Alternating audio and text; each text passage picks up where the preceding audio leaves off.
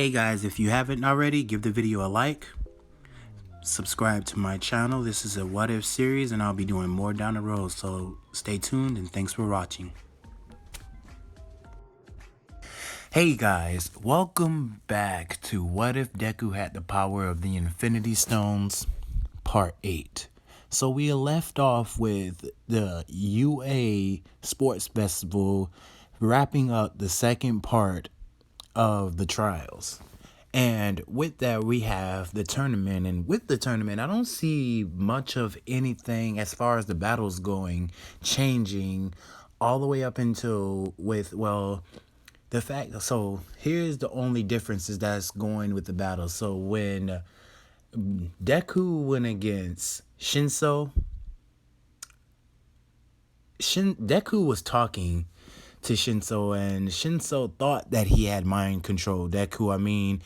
Deku played it out so well. If you gave Deku an actor or like an award, he would win it, because Shinso thought that he had Deku under his control and told Deku to step out of the ring. And when Deku basically was about to step out of the ring, he floated right back at Shinso at high speed. It looked like, okay, so if you go back and watch the Dragon Ball Z Battle of Gods movie, that's how it looked. He zoomed, like when Beerus zoomed at Vegeta, he zoomed at Shinso so fast and just stopped in place and said, "So what did you think you were going to do there?"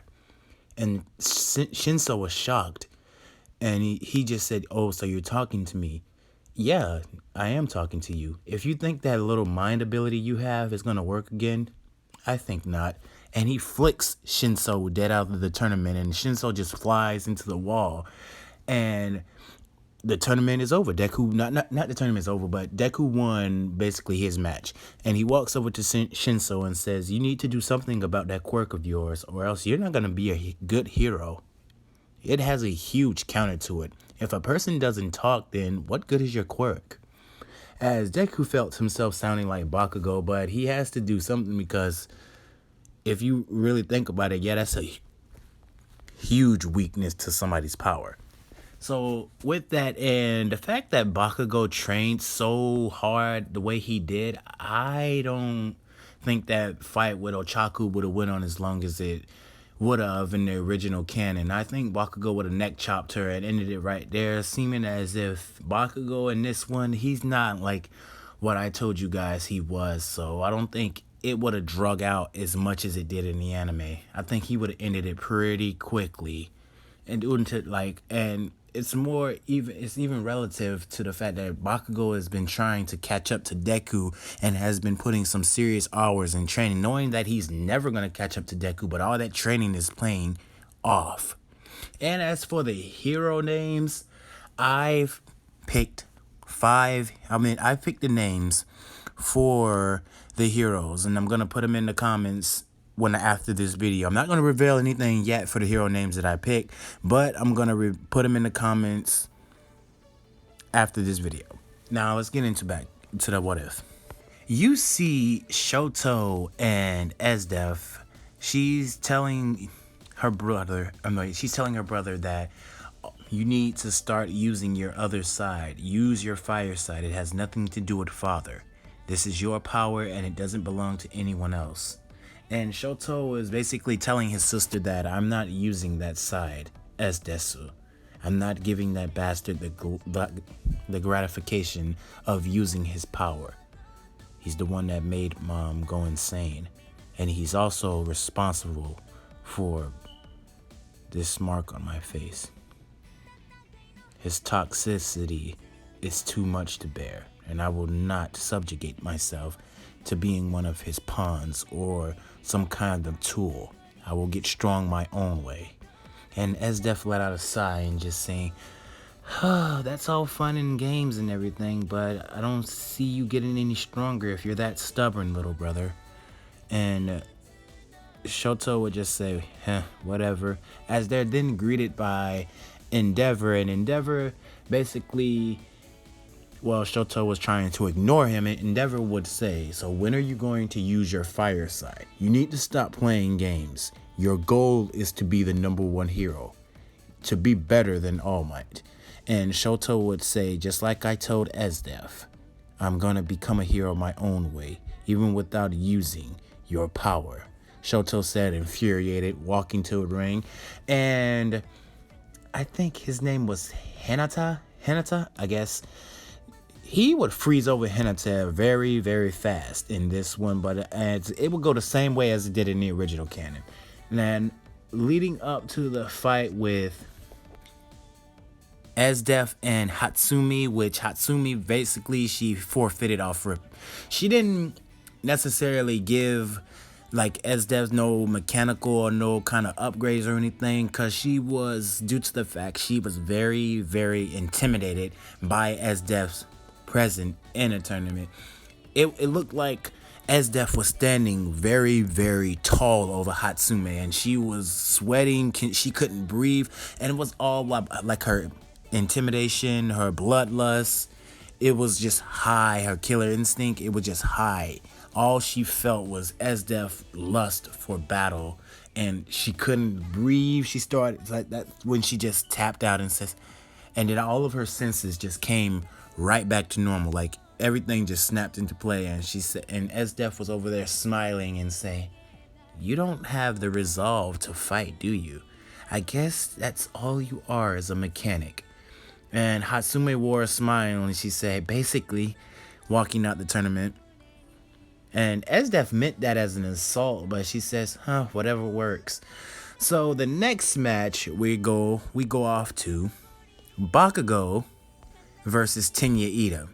And since I said I was going to be focused on these two, I'm going to say that Bakugo has an up advantage over Tenya Iida. But let's go into the battle, as Tenya Iida, he's not wasting any time. As the battle begins, he rushes at Bakugo, using his speed to maneuver all around the stage against Bakugo. And it looks like after images that he's moving, but Bakugo has basically looking all around. His eyes is just following every place that Tenya Iida's land, and each strike that Tenya Iida thought he was going to hit Bakugo with, Bakugo easily countered it, dodged it, maneuvered himself around it, and all of his like sparring, training, pushing himself, going against Deku, seeing where he stands, it was really, really paying off, as it did sharpen Bakugo's senses, his durability, his agility, moving around, his flexibility.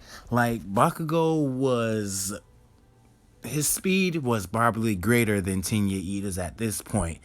Because when you lose against someone who basically is invincible and has basically any counter to anything, and basically outspeeds anything, you learn to adapt, but not adapt by, I'm not going to say like he's going to adapt to Deku. I'm just saying you learn to, your body improves as you train and spar. So Bakugo right now is basically dodging everything Tenya Iida is throwing at him, and Bakugo just says this: "I have something to show you," as he kicks Tenya Iida away. And just like you see in this picture here, but I'm going to use Kefla's aura. Say, for example, Bakugo charges up and he releases like a flame-like aura around him, and it engulfs the whole, like it engulfs the stage. Not the whole stage, but it engulfs around Bakugo, and it's just flowing up into the sky just like this.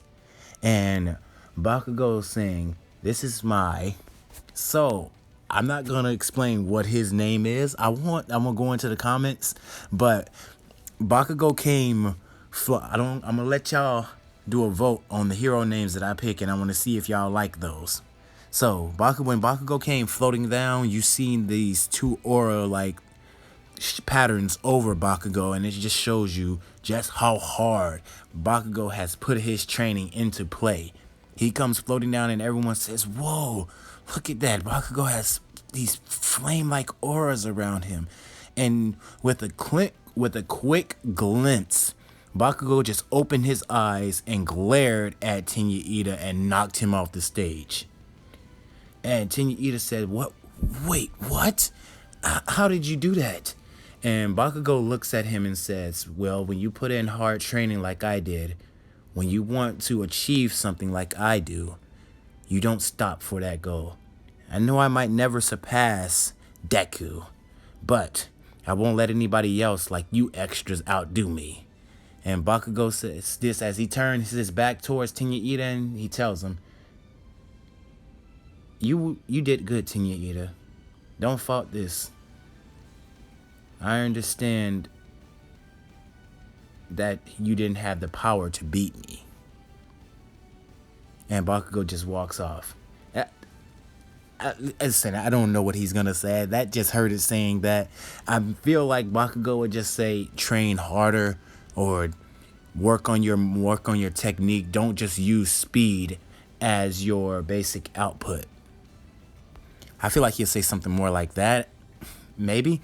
Anyway, as Tenya Iida goes to the nurse's office and Bakugo goes off the stage, he is confronted by Deku, and Deku just says, "So, you've been really putting in some serious training trying to catch up to me, haven't you, Bakugo? I've noticed that you've grown exponentially. Your power, your speed, your skill. What have you been doing?"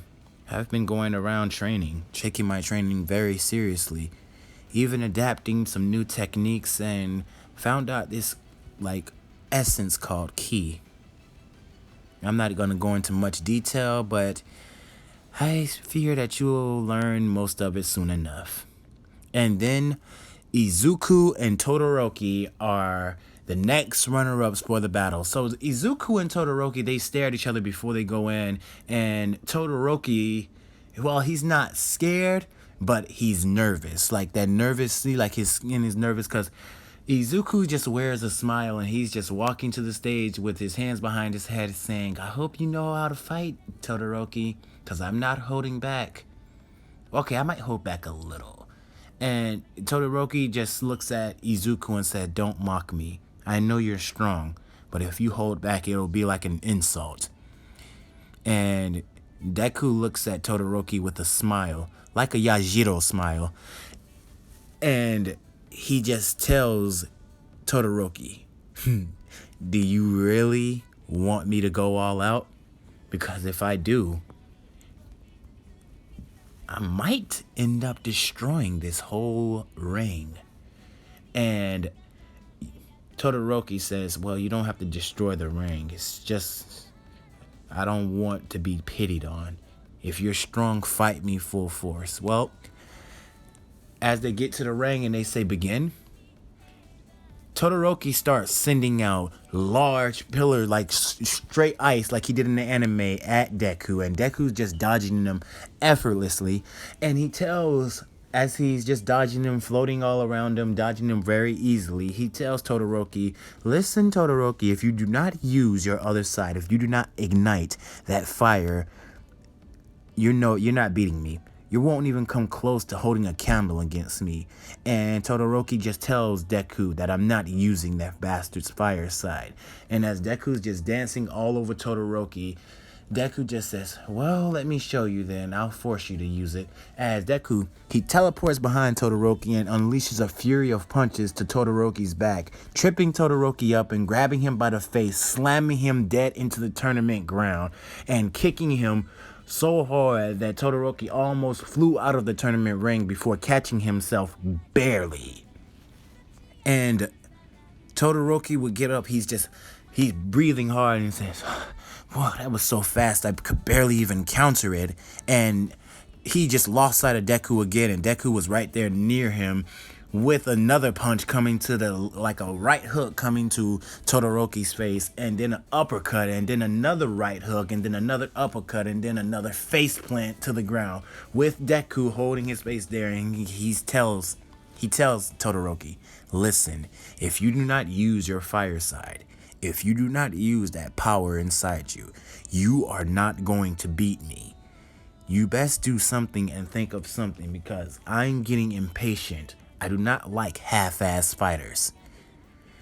And Todoroki just got mad and sent an ice, like he sent an ice punch or whatever it was. Like he sent some kind of ice shards that flowed out of him and just hit Deku back. And Deku just brushes off the frost and he tells Todoroki, "Come on, this would be very, very interesting if you would just go all out. Why are you faulting your father? Whatever he did in the past is the past. You act like he has control. This is not his power, it's yours." And this would reminisce back to the conversation that Esdeath just had with Todoroki, and Todoroki would be like, fine, if you want my fire so bad, then here it is. And Todoroki would finally unleash his fire side, and Deku would get serious too, as you see this greenish aura flowing over Deku, and his hair just stands up, and Deku just smiles at Todoroki and says, now, let's have a battle. As the both of them rushes at each other, and Deku's only using the power increase from the stone. He's only using the power part. So he's not using any other element like time or anything else. He's just using the power part. And he's also using the phase ability. So while he's hitting... Okay, I lied. He is using the time thing, but the time stone's power. But he's using it like hits time skip. So that's how he's using it. Hits time skip. So he would be behind Todoroki, hit him with a punch, or phase right through Todoroki, uppercut him, or the instantly... speed blitz Todoroki and palm him in the chest. Deku was all over the stage, and Todoroki was unleashing ice and fire until he released a ring of fire that made Deku just float in the air. And Deku was just like, whoo, that's hot. And he would instantly just fly down and slam his fist. Like what Deku did was, he didn't fly down and slam his fist. He just instantly just blew all the fire out and stood on the stage. He flexed his muscles like a fist. He flexed his muscles like a fist and instantly punches the ground of the tournament, shattering the ground and showing Todoroki his strength. Basically similar to what Baki's father did in the anime when he did it against the old man.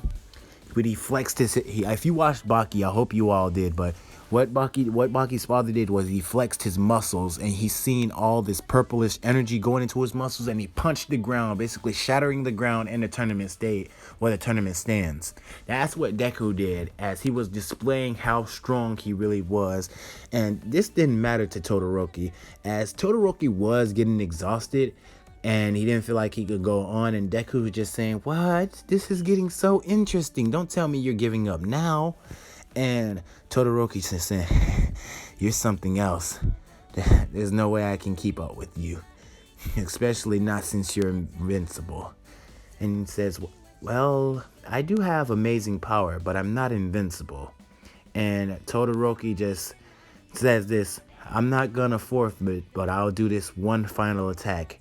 And Deku just powers up a blast in his hand, and he throws it at Todoroki, and Todoroki does the same thing when Deku and him was at the climax of their battle. He does the same kind of movements, and Cementos, Midnight, Aizawa and all them were kind of contemplating about stopping them. They wanted to, and then Cementos and Midnight said, do it now, as Deku and Todoroki charges at each other. Well, Deku threw the blast at Todoroki, and Todoroki did his own unique thing. And Cementos and Midnight tried to stop it, but it didn't work. And you see the battle damage, and Todoroki was knocked out of the ring, and Deku was just sitting there with his shirt half torn. Sort of similar to how Goku's shirt, when he was fighting against Frieza, when he turned Super Saiyan and the magma was spewing up, like shooting up into the air. Sort of similar to that kind of outfit. Because the damage he takes, okay, Deku doesn't take much damage, but his clothes were not kept intact. Now they fixed the stage, they fixed all the titles that was missing off, all that kind of stuff, and we get on to the next battle with Esdeath versus Bakugo. And Bakugo, he walks into the stage and she is greeted with Esdeath, and she has a very like a menacing smile on her face, sort of similar to how she smiles in the anime. And she goes to say to Bakugo, I've watched you fight. I've seen you've grown strong. So I want you to show me some of that overwhelming strength. As Bakugo is sitting there with his arms crossed, and he looks at Esdeath, and he just tells Esdeath to bring it. As Esdeath didn't waste any time, the practitioners said begin, and Esdeath took off, basically running at Bakugo with high speeds, and Bakugo was countering everything that she was throwing at him. Oh, okay, so it's similar to how Esdeath blitzed the blonde guy, I forgot his name, but he was countering all her kicks and everything. She told him that he's very aware. So she was throwing kicks, punches, right hooks, elbows, knees at Bakugo, and he was blocking them all until she switched up her pattern and caught Bakugo in the jaw with basically a backhand. And Bakugo like flew across the stage before catching himself and says, "Whoa, what was that?" And Esdeath would tell him to be serious, to not take her lightly. The stage is full of excitement and it's just empowering her. And Esdeath looks at him and this bluish energy just flows over her with these black shocks. Her hair didn't transform because she doesn't find a need to transform. You just see the aura that she's emitting over her body, and she just smiles and says, and just tells Bakugo, "I'm so excited. I can't wait to see how this is gonna play out." And they rush each other. Bakugo is basically on the defensive right now because Esdeath punches are much heavier than normal, as Bakugo unleashes the aura that he had just to hold a counter to what Esdeath is dishing out, and he punches Esdeath in the stomach very, very hard. Esdeath coughs up some spit, but then she grabs Bakugo's face and knees him in the mouth. Bakugo basically, okay, so she knees him in the nose, okay, like the nose area, and Bakugo's nose was just started bleeding, and she instantly kicks Bakugo back.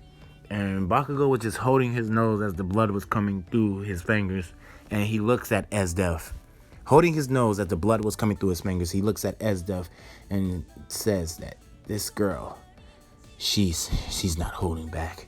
She's not holding anything back. I don't even think, how could Endeavor spawn something like this? And Esdeath would look at Bakugo and say, "Aw, what's the matter? Are you that weak?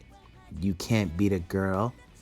Are you gonna let me embarrass you in front of all these people?" And Bakugo would instantly get mad and blitz Esdeath, throwing furies of punches, kicks, and she would block them all, basically being a battle tactician that she is. I mean, Esdeath is a battle smart tactician, and she would underestimate Bakugo, because Bakugo hasn't let up on his training, and he would catch Esdeath with a right hook, a jab, a cross, a kick to the stomach, and he would instantly kick her head, like kick her down to the ground, basically creating a crater in the tournament stage. And he would grab Esdeath's leg and basically start slamming her back and forth, like Broly did to Goku, and then like grabbing her by a shirt and dragging her through the tournament stage, basically breaking the rubble. Esdeath would take excitement from this and saying, "Oh, he's finally started to get serious. And she would let off a huge, massive punch to Bakugo, and she would whisper in his ear, "Thank you for that, but it's over." And she punched Bakugo in his abdominal, and you see this huge gust of wind just explode from Bakugo's back. Yes, and Bakugo would his eyes would roll to the back of his head, and he would just fall unconscious. And she would go to tell Bakugo, "That was fun, possibly more fun than I've ever had. I look forward to fighting you again, Kachan." Is that what Deku calls you? I know it is. And she walks off. And Bakugo was just sitting there unconscious, as Deku would be like, "Well, so their battle was pretty interesting. I fear that Bakugo has come very far, and Esdeath was just displaying some unusual techniques. Even though she's brutal and she kneed him in the face. But there's nothing that gets past that girl. I won't even doubt that she would be the first hero that kills villains." Now, we go on to the next part of the tournament, and it's basically with Izuku and Esdeath, and both of them, you can feel the tension in the tournament, as he's smiling at Esdeath and she's smiling back at him, and then you see the sky starts to turn dark, and Esdeath, she transforms into her form. Now basically pictures is something like this, but basically a female, and the aura around her is blue and her hair is white. And Izuku doesn't waste any time any. So he goes into his form too. His cosmic destroyer form. So while that's what it's called, I think we voted on a different name. I believe it was Cosmic Destroyer. Correct me in the comments if I'm wrong. What the name was voted on, or what I revealed the name to be. I think it was Cosmic Destroyer. It's Cosmic Destroyer. I know it is. But as both of them are transformed into their state, they're not holding anything back. They're not holding no candle to this fight, as both of them know what each other can do and what the battle can turn out to. But before anything was to happen for that fight, it was stopped. It was canceled. Not canceled. Basically, All Might came in between them both and said, this fight cannot go on. It's a draw. And Esdeath and Izuku, well, Esdeath would say, why did you stop the fight? All Might putting his hands behind his head and powering down. And Esdeath would go, yeah, that's not fair. The fight was just starting to get good.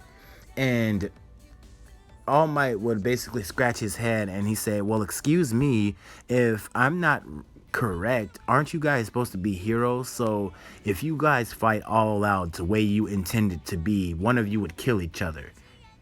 And Esdeath would be like, oh, I didn't think of it that way. And that would be the end of the tournament saga. So I'm going to be releasing What If Deku and Todoroki Were Brothers right after this one. So get y'all hyped up about what's coming next. And then after that one, I'm going to be doing What If Naruto Had Jiren's Powers. So without any further ado, you guys have a good day, a good night, and plus ultra. See you in the next videos, guys.